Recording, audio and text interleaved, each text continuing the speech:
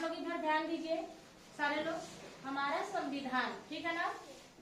आपको पता है कि हम लोग कई सौ साल तक गुलाम रहे, तो उस समय राजा का शासन था। जब देश स्वतंत्र हुआ तो किसी भी देश को चलाने के लिए नियम कानून की जरूरत पड़ती है, ठीक। उसी तरह से जब हमारा देश स्वतंत्र हुआ तो यहाँ पे भी एक अपना संविधान लिखने का समस्या आया, तो उसको लिखने के लिए एक संविधान सभा बनाई गई, जिसमें डॉक्टर राजेंद्र प्रसाद संविधान सभा के अध्यक्ष थे, और प्रारूप समिति एक बना जिसके अध्यक्ष कौन थे? डॉक्टर भीमराव रामजी अंबेडकर, ठीक।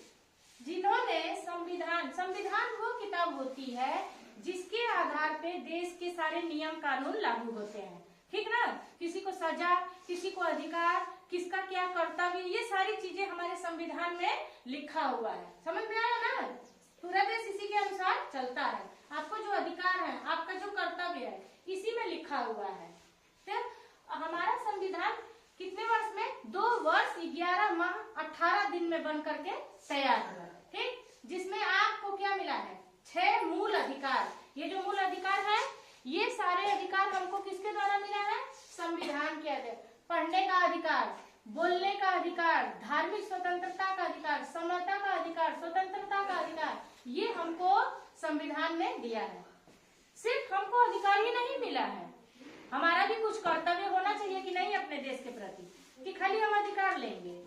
क्यों? हमको कुछ कर्तव्य होना चाहिए ना हमारा भी।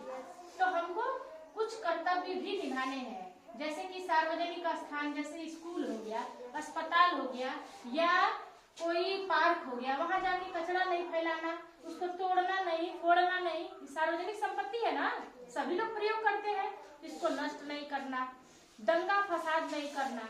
देश में कभी अगर झगड़ा लड़ाई हो गया तो बिना कुछ सोचे हम देश के लिए अपना जान देने को तैयार हो जाए, ये सारा हमारा कर्तव्य भी है ना।